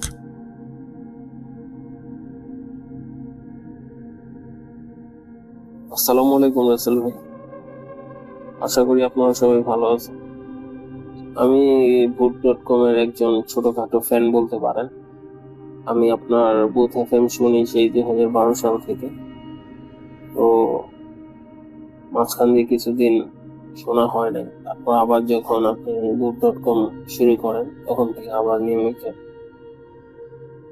শোনা হয়। তো অনেকদিন যাবৎ ভাবতেছি একটা ঘটনা পাঠাবো কিন্তু কোনোভাবে পাঠানো হচ্ছিল না। তো ফাইনালি আজকে ঘটনাটা রেকর্ডিং করে আপনাকে পাঠাবো। তো আমি কথা না বাড়িয়ে আমার ঘটনায় চলে যাই। আমার ঘটনাটা হচ্ছে আমার এক বড় ভাইয়ের সাথে। তো আমার বড় ভাই আমার ভাইয়ের সাথে যেভাবে বলছে আমি ঠিক সেভাবেই তার ভাষায় বলি। 2014 সাল আমরা 10-15 জন মানুষ মিলে একটা কাজের উদ্দেশ্যে কুমিল্লা যাই। তো কুমিল্লা বিশ্ব রোড থেকে আমরা যে গ্রামের উদ্দেশ্যে বলি যে আমরা দিনের বেলা ওই দিকটায় হাঁটতে বের হইতাম। তো এই জায়গাটা খুবই সুন্দর, কারণ দোনো পাশে হচ্ছে বিল ক্ষেত। তো রাস্তার দুপাশে আপনার সারি সারি গাছ, এখানে তাল গাছ, খেজুর গাছ, আম গাছ, কাঁঠাল গাছ, বিভিন্ন ফলের গাছ লাগানো। তো দিনের বেলা যতটা সুন্দর এই জিনিসটা রাতের বেলা ঠিক ততটাই ভয়ানক লাগে। তারপরে বড় ভাই হাঁটতেছে এই মহিলাটা ওনার সামনে। তো হাঁটতে 10 বা 15 মিনিটের মতো একটা রাস্তা ওনারা অতিক্রম করলো। করার পরে মহিলা বাম পাশে হঠাৎ একটা বাসার মধ্যে গেট দিয়ে ঢুকলো। ঢুকার আগে আমার বড় ভাই যে পিছনে তার দিকে একবার ঘাড় ঘুরে তাকাইছে, সেই পর্যন্ত সবই স্বাভাবিক ছিল। তো তাকানোর পরে উনি বাসার মধ্যে ঢুকে যায়। তো গ্রাম অঞ্চলের বাসা গুলা বেশিরভাগ ক্ষেত্রে যেরকম হয় যে অনেক বড় বড় উঠান থাকে, আর একটা পাশে হয়তো বাসা থাকে, রুম থাকে, আরেক পাশটা টোটালি খালি থাকে, উঠান, বড় বড় উঠান। তো ওই বাসাটাও সেম এরকমই ছিল। তো আমার বড় ভাই ভাবলো যে এত রাত পর্যন্ত যেহেতু ওনাকে এতটুকু আগায় দিতে পারছি, তো আমি আরেকটু ভালোভাবে খেয়াল করে দেখি যে উনি অ্যাকচুয়ালি রুমে ঢুকছে কিনা। তো যেই কথা সেই কাজ, আমার বড় ভাই আস্তে আস্তে ওই বাসার মধ্যে এখানে আসে। গেট দিয়ে যখন মাথা ঢুকায় দেখার চেষ্টা করে, তো দেখার পরে উনি দেখতে পায় যে সামনে 3টা রুম স্পষ্ট দেখা যাচ্ছে। হ্যাঁ, আবার ওইখানে একটা লাইট ছিল বাসার মধ্যে, মাঝখানে একটা ছোট বালক ধরানো ছিল। তো এই জন্য স্পষ্ট বোঝা যাচ্ছে যে এই রুম গুলো তালা মারা। আমার বড় ভাই ভাবলো যে যদি তালা মারা থাকে তাহলে উনি মাত্রই তো আসলো, আসার পরে তালা খুলবে, রুমে যাবে, তারপর হয়তো রুমে লাইট অফ অন করবে, ওই আলো তো বাহিরে আসার কথা, যেটা স্বাভাবিক হয় আর কি। একটা মানুষ তো সাথে সাথে রুমে ঢুকার পরেই এই রুম দরজা লাগিয়ে দেয় না। বা 4তলায় থাকতাম, তার অপোজিটে যে ফ্ল্যাটটা ছিল সেম 4তলা, ওটা কমপ্লিট হয়ে যায়। তো ওইখানে একটা নতুন ভাড়াটিয়া ওঠার পরে সে আন্টি হচ্ছে 2 মেয়ে নিয়ে থাকতেন, এবং আন্টির হাজবেন্ড থাকতেন বিদেশে। তো তার সাথে একটা ঘটনা ঘটে, সেটা হচ্ছে একদিনকে ভোরবেলা, মানে আন্টির 2 মেয়ে কোচিং এ যেত ভোরবেলা। তো একদিনকে ভোরবেলা বৃষ্টি হয়, মানে ঝিরঝিরি বৃষ্টি হচ্ছে। তো আন্টির ঘুম ভেঙে গেছে। ঘুম ভেঙে গেলে দেখে আন্টি যে রুমে আছে, মানে আন্টির রুমে, তো দেখে যে আন্টির বড় মেয়ে আয়নার সামনে মানে রেডি হচ্ছে কোচিং এ যাওয়ার জন্য, চুল ছেড়ে দিয়ে মানে রেডি হচ্ছে সে তার মতো করে। তো আন্টি হচ্ছে ঘুম ঘুম চোখে তার দিকে বলে যে কোচিং এ যাবে, বাইরে তো বৃষ্টি হচ্ছে, তাইলে ছাতা নিয়ে যেও। তো সে আবার মাথা নেড়ে হ্যাঁ সূচক উত্তর দেয়, কথা বলে না। তো আন্টি ঘুমিয়ে যায়। ঘুমিয়ে যাওয়ার পরে আন্টির হঠাৎ করে মানে ঘুম ভেঙে যায়। কিরে, ওরা তো চলে গেছে, আমার তো মেন দরজা লক করতে হবে, ওরা চলে গেল, আমাকে ঘুম থেকে ডাকলো না, মেন দরজা তো খোলা। এইভাবে আন্টি ঘুম থেকে লাফতে উঠে এবং মেন দরজা চেক করতে যায়। তো মেন দরজা চেক করতে যখন যায় তখন দেখে যে না, দরজা লক করা, ভেতর থেকে লক করা, মানে বাইরে তারা কেউ যায়নি। তো আন্টি তখন ভাবে হয়তোবা বৃষ্টি হচ্ছে বাইরে, সেজন্য ওরা পড়তে যায়নি, হয়তোবা ঘরে বসে পড়ছে। তো আন্টি মেয়েদের রুমে যায়। রুমে যাওয়ার পরে দেখে যে সেম আন্টির বড় মেয়ে, মানে আফসা আলো, রুমে লাইট নাই, আফসা আলোতে চেয়ারে বসে আছে এবং তার চুলটা পিছন দিক থেকে ঝুলছে আর কি, মানে চুল খোলা। তো আন্টি ভাবে যে হয়তোবা যেহেতু পড়তে যায়নি, হয়তোবা টেবিলে বসে পড়ছে বা এমন কিছু। আন্টি অত মাথায় অত কিছু নেয় না। আন্টি আবার মানে ঘুমাতে চলে যায়। তো আন্টি যখন শুয়ে পড়ে তখন আন্টির চোখটা যায় আন্টির মানে রুমে যে ওয়াল ঘড়িটা ছিল ওইটার দিকে। তো আন্টি তখন দেখে 2:30 বাজে। তো আন্টি তখন মানে লাফ দিয়ে আবার উঠে বসে, কি ব্যাপার, এখন 2:30 বাজে, আমার বড় মেয়ে হচ্ছে কোচিং এ যাওয়ার জন্য। আসসালামু আলাইকুম রাসেল ভাই, আশা করি খুব ভালো আছেন, কেননা আপনি সবসময় ভালোর দলেই থাকেন। তো রাসেল ভাই, আমি ভূত এফএম ছোটবেলায় খুব শুনতাম, ওই সময় নানু বাড়িতে গেলে ভূত এফএমটা শোনা হইতো। কিন্তু রিসেন্টলি আপনার বুথ এফএম বন্ধ হওয়ার পর আপনার এই ইউটিউবের বুথ এফএম শোনা হয়, বুথ.com শোনা হয়। তো আমি আজকে প্রথম আমি কোনো একটা অডিও রেকর্ড করে পাঠাচ্ছি, আশা করি আপনার ভালো লাগবে। কেননা এই ঘটনাগুলো সত্য, বাস্তব ঘটনা, এখানে কোনো নাই, মিথ্যা কোনো বানোয়াট কিছু না। তো রাসেল ভাই, আমি যে ঘটনাগুলো বলবো তার আগে আমি আমার পরিচয় দিই। রাসেল ভাই, আমি ময়মনসিংহ বিভাগের সিটি কর্পোরেশনের 11 নম্বর ওয়ার্ডের আকোয়া হাজীবাড়ি থেকে বলছি। তো রাসেল ভাই, আরেকটু বলতে চাই, আমি প্রথমে ক্ষমা চেয়ে নিই, আমি আসলে প্রথম পাঠাইতেছি, তো আসলে উচ্চারণ বা আঞ্চলিকতা আসতে পারে, এটা আপনার ক্ষমা সুন্দর দৃষ্টিতে দেখবেন। কেননা আমি আগে কখনো পাঠাই নাই, এই প্রথম আমার পাঠানো। আমার বেশ কিছু ঘটনা আছে, তো আমি রিসেন্ট টাইমে বেশ শুনতাছি, বুথ.com বেশ শুনতাছি, এনজয় করতেছে। আপনি বলতেছেন ঘটনার জন্য, তো ভাবলাম পাঠিয়ে দিই। তো রাসেল ভাই, ঘটনাটা হলো মূলত আমার বিক্ষিপ্ত ঘটনা রাসেল ভাই, কিন্তু ঘটনাগুলো সত্য আছে, ছোট ছোট কয়েকটা ঘটনা আছে, সেগুলো আমি রেকর্ড করছি। তো ঘটনায় আসা যাক। তো রাসেল ভাই, প্রথম ঘটনাটা যদি বলি তাহলে সেটা হলো আমার বাসায়, আমাদের বাসা ছোট বাসা, হাফ বিল্ডিং বাসা। তো বাসায় মাঝে মধ্যেই ফজরের আগে বা রাত্রেবেলা আমি পিসি দেখি, কম্পিউটার দেখি, তো মাঝে মধ্যেই দেখা যায় সিলিং থেকে, আমাদের সিলিংটা আবার বোর্ড করা, তো সিলিং থেকে দেখা যায় কেমন একটা বম ব্রাস্ট হলে যেরকম শব্দ হয়, এরকম মাঝে মধ্যেই শব্দ হয়। তো আমি ভাবলাম যে হয়তো কারেন্টের কোনো ইস্যু। তা আমি কয়েকবার উপরে দেখছি, চেক করে দেখছি কারেন্টের জন্য হচ্ছে না কিসের জন্য। তা আমি এটার আসলে কোনো হদিস পাই নাই। তো এইভাবেই শব্দ হয়, আবার মনে করেন কিছুক্ষণ বন্ধ হয়ে যায়, আবার একটু পরে শব্দ হয়, ফজরের নামাজ পড়ে আসলেও দেখি বা রাত্রেবেলাও দেখি, তো এইভাবেই চলে। তো এটার আসলে আমি কোনো পাচ্ছি না, এটা আমার কাছে অ্যাবনর্মালি মনে হয়। তো এই যে কাহিনী, কিন্তু এটা এখনো চলছে, কিছুদিন আগেও হয়েছে শব্দ, কিন্তু মাঝে মধ্যে হয়, আবার মনে করেন 2-1 দিন হয়, পর আবার বন্ধ, পরে আবার হয়, এরকম করে বিগত 2-3 বছর ধরে হচ্ছে। কিন্তু এটার আমি এখনো কোনো এটার সদুত্তর বা যে আপনার আসল কারণটা খুঁজে পাচ্ছি না। আপনারা কেউ যদি কোনো কিছু বুঝেন বা কোনো ধারণা দেন, তাহলে আমি সেটি পেলে একটু খুশি হব।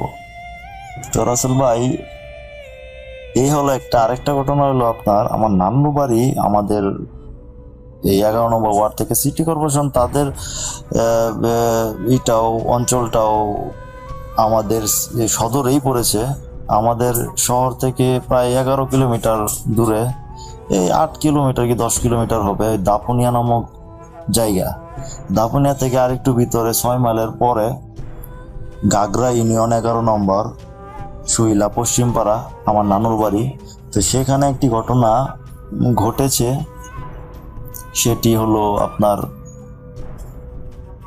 আমি এই যে রিসেন্ট 2 দিন আগে আমি গিয়েছিলাম, সেখানে আমার মামাতো ভাই আছে 2 জন, বাবু এবং তামিম, তাদের সাথে বসে রাত্রেবেলা পুকুরের পাশে মাচায় বসে আড্ডা দিচ্ছিলাম।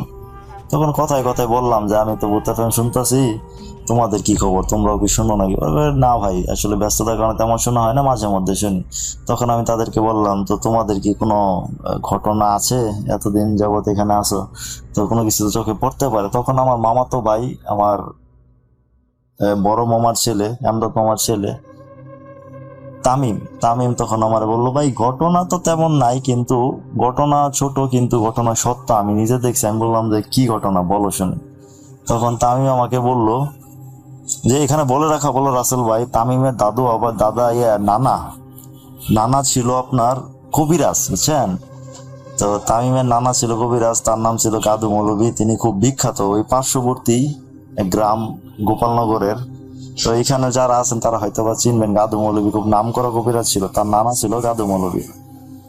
তো তামিম ছোটবেলায় ওইখানেই থেকে বড় হয়েছে, পরে আপনার 2-3 হয়তো বা 2-3 এরকমই ওই সময় পরে এখানে আমাদের নানুর বাড়িতে, দাদার বাড়িতে চলে আসে, নানার বাড়িতে এসে বড় হয়েছে। তো ওখানে তার নানা মারা যাওয়ার পরে সে বেশ কিছু বাস্তব কিছু অনুধাবন করেন, যেমন আপনার ঘুমায় আছে, এটা তামিমের ভাষ্য মতে, তামিম আমার বলছিল যে ঘুমায় আছে, তো ঘুম হঠাৎ 3টার দিকে ভেঙে গেছে মধ্যরাতে, তখন বাইরে জানালাগুলো তাকিয়ে দেখে মেয়ের অবয়বে সাদা কি যেন দাঁড়ায় আছে, তখন তাড়াতাড়ি জানালা বন্ধ করে সে ঘুমিয়ে যায়।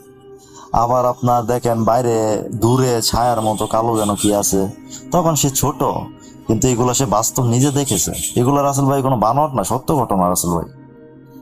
তো তারপরে সে এরকম, তারপরে তার নানা ও ছোটবেলা তার সাথে মজা করে বলতো, কিরে তুই কি কবিরাজ বিদ্যা শিখবি বা এরকম অনেক কিছু বলতো তাকে, তখন তো সে ছোট। আর তার নানার ব্যবহৃত কবিরাজি বিভিন্ন বই টই বেশ অনেক দিনই ছিল, এখনো আছে, কিন্তু এখন কই আছে টাইমের জানা নাই, তবে সেই কবিরাজের বইগুলা আছে সম্ভবত। এছাড়াও তো আমি বিভিন্ন সময় বিভিন্ন কিছু, কারণ তার নানা ওই প্রেক্ষিতে ওইখানে থাকা হয়েছে, এবং তাদের ওই নানু বাড়ি এরিয়াটাও আপনার আমি গেছিলাম, ওইখানে এরিয়াটা জঙ্গল জঙ্গল অন্ধকার। একটু আপনি যদি যান বা আপনি যদি দেখেন তাহলে আপনি বলবেন যে আসলে এটা আসলে একটু ভয়ঙ্করই লাগে। সাথেই পুকুর, নারিকেল গাছ, নারিকেল খাওয়া হয়েছে, নারিকেল গাছ, পুকুর, ডোবা, অন্ধকার জঙ্গলের মতো। আসলে ওদের বাড়িটাও পুরানা, তো এরকম একটা পরিবেশ। তো এছাড়াও তামিমের বেশ কিছু ঘটনা আছে এরকম, সে দেখছে বন্দে মাছ ধরতে গেছে, তখন যায় দেখে বন্দের মধ্যে মাছ ধরতে গেছে, এই দূরে জঙ্গলের মধ্যে যেন কেমন কিরকম শব্দ হচ্ছে এরকম ঘটনা, বা পাশের পুকুরে কি যেন ঝাঁপ দিয়া পড়ছে এরকম ঘটনা সে প্রায়ই দেখছে, কারণ গ্রামের ছেলে বুঝেন মাছ টাছ ধরে, তো এরকম দেখা হয়েছে তার। এছাড়া রাসেল ভাই ওই যে আরেকজন মামাতো ভাই আছে, তার ঘটনাটা বলি। এটা কিন্তু রাসেল ভাই বেশি দিন আগের না, এই যে কালকে আমি আসছি নানু বাড়িতে, কালকে আসি, পরশু দিন রাত্রেবেলা কারেন্ট চলে গেছিল, ওখানে বসছিলাম, তখন এই দুই ভাইয়ের সাথে কথা বলছি। তো পরে ওই ভাই যে বললো বাবু, সেও আমার বড় মামার ছেলে, আতিক মামার ছেলে বাবু, সে আমাকে বললো, আমি জিজ্ঞাসা করলাম তোমার কি ঘটনা আছে বলো, তুমি তো দেখতেই পারো জিন আছে, এটা কোরআনেও আছে, দেখতেই পারো বাবু, তুমি বলো তোমার এই পর্যন্ত তুমি কি কোনো কিছু দেখছো নাকি? ভাই দেখছি তো কিছু কিছু, কিন্তু ছোট, কিন্তু আসলে সত্য বলা কিন্তু ছোটই হয় রাসেল ভাই, এত ভয়ানক ভাবে এত কিছু হয় না। তো বাবু আমাকে বললো যে আমি দেখছি, আমি যখন এই 5-7 বছর 8-10 বছর আগে আমাদের পুরান টয়লেট ছিল রান্নাঘরের পিছনে এই বাসজারের সাথে, তো ওইখানে নাকি সে গেছে, তখন দেখে বাথরুম থেকে বের হয়ে দেখে জঙ্গলে দিয়ে কি যেন ছায়া মূর্তি এরকম লম্বা হয়ে দাঁড়ায় আছে, বা আপনার বিভিন্ন জায়গায় ওইদিকে আবার খেয়াত ছিল, ওইখানে কিরকম শব্দ শেয়ালের মতো কিরকম ভয়ঙ্কর একটা সিচুয়েশন। পরে আবার আপনার ওই খাসি বা ওই পাঠা বলি আমরা আঞ্চলিকভাবে, সেগুলোর যে গন্ধ, এরকম গন্ধ বাইসে আসা, এরকম ছোট ছোট দেখা হয়েছে। বা বাজার থেকে আসার সময় বাবু দেখছে ওই ভাসজার আপনার সামনে ঝুঁকা পড়তেছে। এছাড়া মনে করেন আমাদের ওইখানে পুকুরের পাশে ওইদিকে একটা, ওই জায়গাটা নিয়ে অনেকের অনেক মত আছে, ওই জায়গা দিয়ে গেলে নাকি মাছ টাছ নিয়ে গেলে, এগুলো যে ঘটনা শুনি রাসেল ভাই, এগুলো আসলে সত্য, বিভিন্ন গ্রামে হয়, আমাদের এখানে হয়েছে।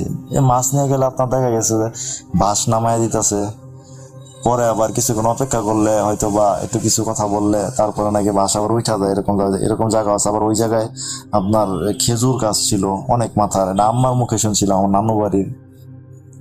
আবার ওইদিকে একটা তাল গাছ ছিল, ওইখানেও অনেক সময় অনেক কিছু হয়েছে। আবার জনমুখে কথা আছে যে আপনার ওই তাল গাছটা যে ছিল ওটা ঠাডা পড়ে মরে গেছে, ঠাডা পড়ে আসলে গাছটা নষ্ট হয়ে গেছে, একদম চির হয়ে গেছিল অনেকদিন আগে, 10-15 বছর আগে। তো তখন নাকি ওই নিয়ে নাকি ল্যাংড়া শয়তান থাকতো। তো ল্যাংড়া শয়তান এটাও আপনার একটা কথা আছে, যেমন ল্যাংড়া শয়তান, তখন এটা আম্মুর মুখে শুনছিলাম যে আম্মুর দাদা আমার বড় বাবা ওই জবান আলী মন্ডল, উনি আবার মন্ডল ছিলেন, বিচার আচার করতেন গায়ের, তো উনি খুব প্রভাবশালী ছিলেন। তো ওই জবান আলী মন্ডল উনি করছে কি, উনি নাকি ওই শয়তানকে বাড়ি মাইরা ঠ্যাং ল্যাংড়া করে দিয়েছে, এরকম জনমুখে আছে।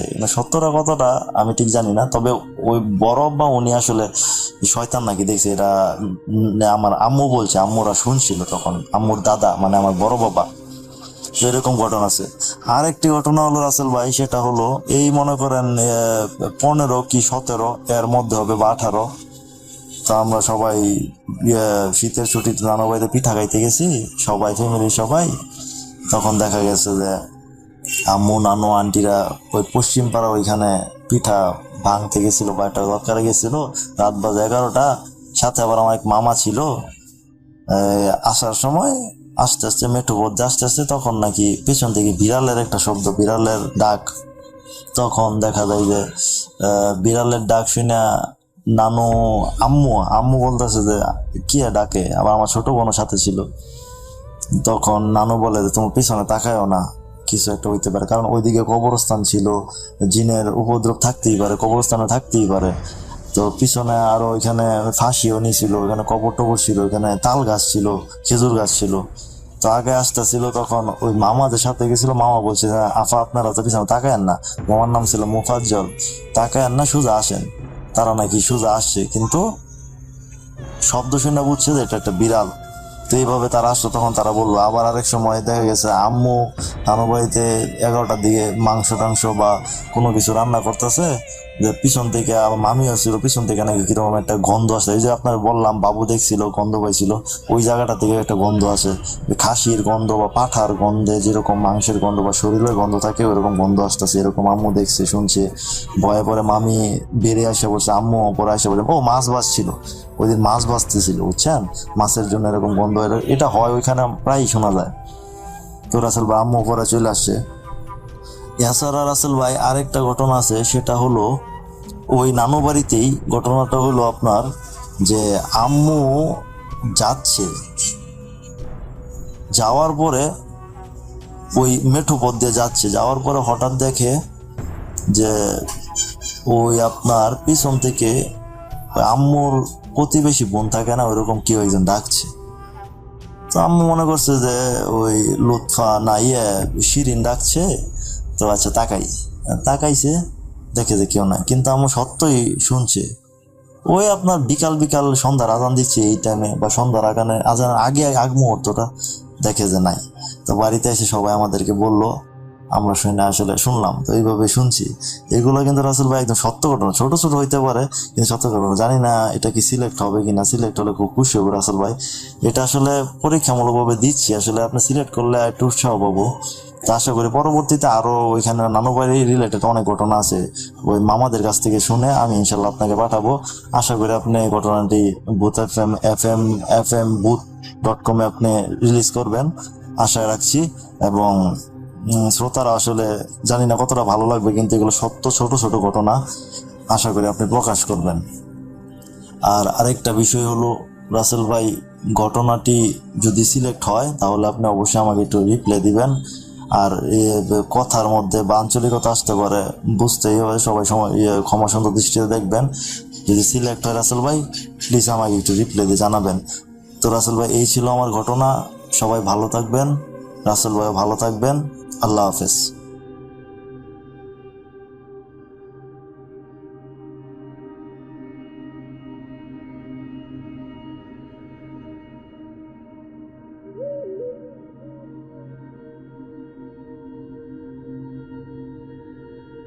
Booth.com with Russell.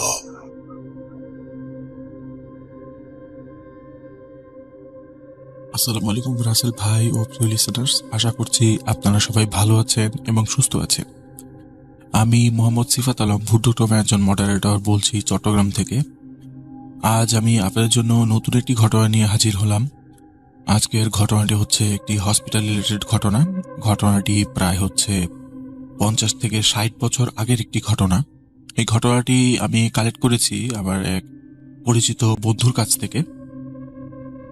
তো ঘটনাটি হচ্ছে আমি আমার বন্ধুর ভাষাতে শেয়ার করছি। তো চলুন শুনে আসি ঘটনাটি। যে আমি যখন হচ্ছে মর্গের ওখানে যাই, অটোপসি রুমের সামনে যাই, তখন দেখি যে অটোপসি রুম হচ্ছে একদম মানে পুরোপুরি রক্তে ভেজা। তার ওয়ালে হচ্ছে রক্তের দাগ। আর হচ্ছে নতুন যে ডাক্তার জয়েন করেছিল, তার নাম ছিল ডক্টর আবির। ডক্টর আবিরের মৃতদেহ পড়ে আছে মানে হসপিটালের অটোপসি রুমের ভেতরে। আর হচ্ছে তার যে সিনিয়র ডাক্তার ছিল ডক্টর নিহার, ডক্টর নিহার হচ্ছে গুরুতর আহত অবস্থায় হচ্ছে কাতরা ছিল। তো আমি হচ্ছে খুব কষ্ট করে ওনাকে ধরে ধরে হসপিটালের ভিতরে নিয়ে আসি এবং ওনাকে প্রাথমিক চিকিৎসা দেওয়ার পর হচ্ছে ওনার অবস্থার বেশ কিছুটা উন্নতি হয়। তো ওনার কাছ থেকে মেনলি সব ঘটনাটা আসলে শুনি। তো পরবর্তীতে ডাক্তার আবিরের ব্যাপারেও খোঁজখবর নেওয়া হয়। তো সেখান থেকে ঘটনাটি মূলত শুরু করছি। তো ডক্টর আবির ছিলেন খুব গরিব পরিবারের একজন সন্তান। তার যখন বয়স প্রায় হচ্ছে 7 বা 8 বছর, তখন হচ্ছে তার মা, তার বাবা হচ্ছে এই দুনিয়া থেকে চলে যান। তারা হচ্ছে এমনিতেও খুব বেশ মানে নিম্ন মধ্যবিত্ত পরিবার ছিল। তাদের আয় ইনকাম তেমন একটা ছিল না, মানে পরিবার চালাতে খুব কষ্ট হতো। আর পরিবারের একমাত্র মানে আয় উপার্জন সক্ষম ব্যক্তি ছিলেন তার বাবাই। কিন্তু বাবা মারা যাওয়ার পর হচ্ছে আবিরের মায়ের উপর মানে মনে হয় যে মুসিবতের আকাশ ভেঙে পড়ে। উনি চিন্তা করতে থাকেন যে আমার তো একটাই ছেলে, আমার তো সেরকম টাকা পয়সা নাই, আমি কিভাবে ছেলেকে মানুষ করব। তো এই চিন্তা করে হচ্ছে উনি তারপর মনে সাহস জুগিয়ে চিন্তা করেন, দরকার পড়লে আমি মানুষের ঘরে ঘরে কাজ করব, আয়ার কাজ করব আমি দরকার পড়লে, কিন্তু আমার ছেলেকে আমি খুব ভালো মতো মানুষ করব। তো ওনার ভাবনা অনুযায়ী উনি ওনার ছেলেকে একটি খুব নামি দামি স্কুলে ভর্তি করিয়ে দেন। ভর্তি করে দেওয়ার পর উনি হচ্ছে বিভিন্ন বাসা বাড়িতে হচ্ছে বুয়ার কাজ করতে শুরু করেন।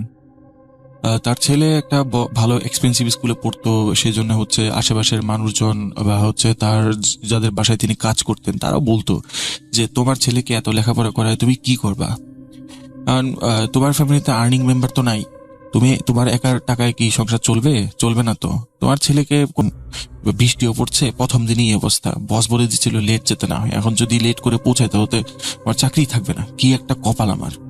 এগুলো বলে বলে সে হচ্ছে মানে সামনের দিকে এগোচ্ছিল। পরে বারবার পেছনের দিকে ফিরে তাকাচ্ছিল, মনে হচ্ছে যে কারো ফুট স্টেপ সে শুনতে পাচ্ছে। তো পেছন ফিরে যখন তাকায় তখন আর কাউকে দেখতে পায় না।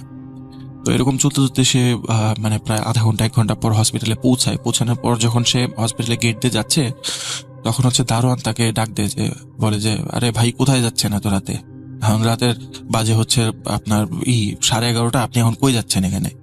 তখন বলেছে কই যাচ্ছি মানে আমি হচ্ছে এখানে নতুন ডাক্তার আবির, আমি মানে মর্গের ইনচার্জ।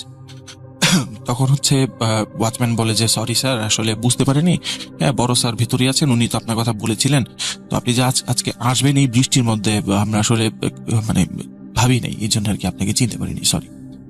তো আবির বললো যে আচ্ছা ঠিক আছে আমি যাচ্ছি ভিতরে। তো এই কথা বলে সে হচ্ছে ভেতরে চলে যায় আইডি কার্ডটা শো করে। তো ভেতরে যাওয়ার পর হচ্ছে সে মানে আগের দিনই যেহেতু অফিসের সাথে কথা বলে গিয়েছিল, তাই অফিসের নিহার আর কি ছিল তখন ডাক্তার, উনি মর্গের মেইন চার্জে ছিলেন আর কি, অটোপসি চার্জ। তো উনি ওনার সাথে মর্গের রুমটা চিনে গিয়েছিলেন। তো উনি ভেতরে গিয়ে দেখেন মর্গের দরজাটা ওপেন, মানে অটোপসি রুমের দরজাটা ওপেন করতে আবির বেশ আটকে ওঠে, সে একটা চিৎকার দিয়ে দেয়।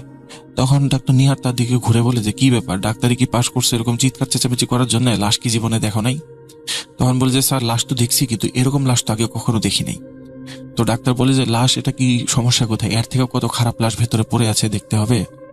তো আবির যে লাশ দেখেছিল সেটা বর্ণনা ছিল এরকম যে হচ্ছে কেউ একজন তাকে মানে বহুতবার ছুরিকাঘাত করে বুকের মধ্যে, পেটের মধ্যে, এরপর হচ্ছে ওর মানে মাথার মধ্যে হচ্ছে পাথর দিয়ে মানে বাড়ি দিয়ে হচ্ছে মানে পাথর নিক্ষেপ করে বা বড় একটা পাথর দিয়ে বাড়ি দিয়ে ওর মাথাটা হচ্ছে থেতলে দেয়, ওর চোখগুলো বের হয়ে রয়েছিল, ওর ব্রেনটা হচ্ছে মাথার এক পাশে ঝুলে ছিল, আর হচ্ছে ওর চাপা ভাঙা ছিল।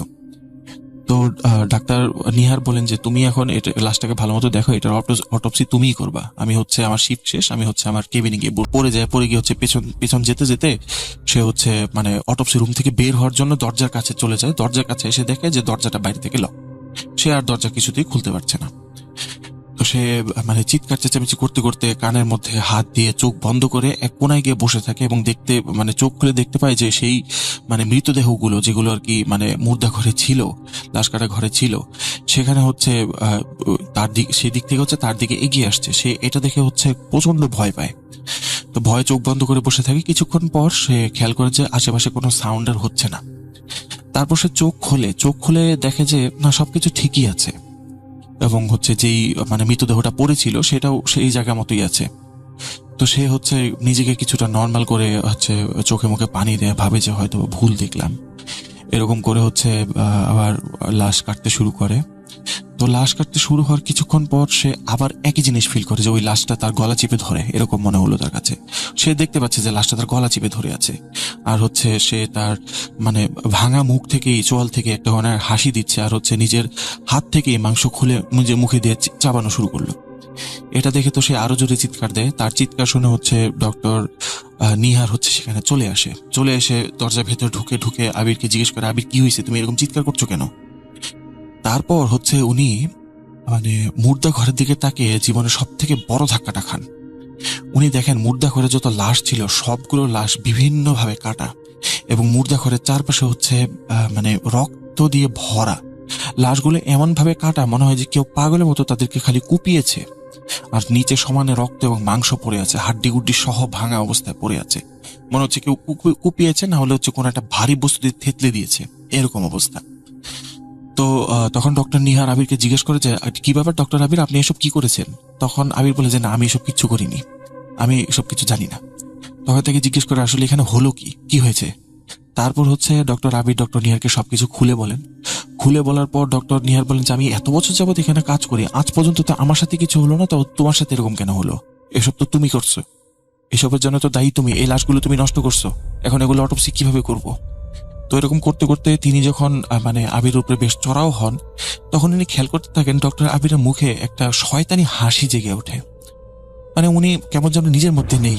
উনি ডক্টর নিহারকে বলতে থাকেন যে হচ্ছে কি ধরে ধরে খুব কষ্ট করে হচ্ছে মানে অন্য ডাক্তারদেরকে ইনফর্ম করে মানে একটা ওটি রুমে নিয়ে যায়। ওটি রুমে নিয়ে যাওয়ার পর তার প্রায় 6-7 ঘন্টা তার অপারেশন চলে। তার হাড্ডি সহ হচ্ছে ভেঙে গিয়েছিল। মানে মনে হচ্ছিল যে ডক্টর আবির তার উপর হয়তো বা মানে ভারী কোনো বস্তু দিয়ে সজোরে আঘাত করেছে। তো এরপর প্রায় হচ্ছে 6 থেকে 7 দিনের মতো ডক্টর নিহারের জ্ঞান ছিল না। তো যখন জ্ঞান ফেরে তখন হচ্ছে ডক্টর নিহার এই সমস্ত ঘটনা সকলের সাথে শেয়ার করে যে এরকম এরকম আবির বললো, এই নাকি ওর সাথে হয়েছে। তো পরবর্তীতে আবিরের যে মানে সম্পর্কে জানা যায়, যেটা হচ্ছে যে আবিরের বাবা ছোট থাকতে মারা যায়, এটা হচ্ছে তার সম্বন্ধে খোঁজ খবর নিয়ে আর কি কনফার্ম হওয়া যায়। এরপরেও সেই হসপিটালে আরো বহুত ধরনের অকারেন্স হয় এরকম, কিন্তু এটা আসলে কেন হয়, কেন হলো বা কি জন্য হচ্ছিল, এটা কেউ জানতো না। পরবর্তীতে যেই বিল্ডিং এ হসপিটালটা ছিল, ওই বিল্ডিংটা হচ্ছে পরিত্যক্ত ঘোষণা করে ওই বিল্ডিং থেকে হসপিটালটা অন্য জায়গায় স্থানান্তর করে নিয়ে যাওয়া হয়। তো স্থানান্তর করে নিয়ে যাওয়ার পর আর এরকম কোনো প্রবলেম রিপোর্ট এখন পর্যন্ত হয়নি। ওই হসপিটাল এখন আছে কিনা এটা আসলে সঠিক তথ্য আমি জানি না, কারণ যেহেতু এটা অনেক আগের একটা ঘটনা। তো এই ছিল আজকের ঘটনা। তো এই বলে হচ্ছে সাকিব তার ঘটনা শেষ করেন। তো সাকিবকে অসংখ্য ধন্যবাদ ঘটনাটি আমার সাথে শেয়ার করার জন্য। তো প্রিয় লিসনার্স, এই ছিল আজকে আমার ঘটনা। তো কেমন লাগলো আপনাদের? আশা করি ভালো লেগেছে। দেখা হবে নতুন কোনো এপিসোডে নতুন কোনো ঘটনা নিয়ে। ততদিন পর্যন্ত আপনারা সবাই ভালো থাকবেন, সুস্থ থাকবেন এবং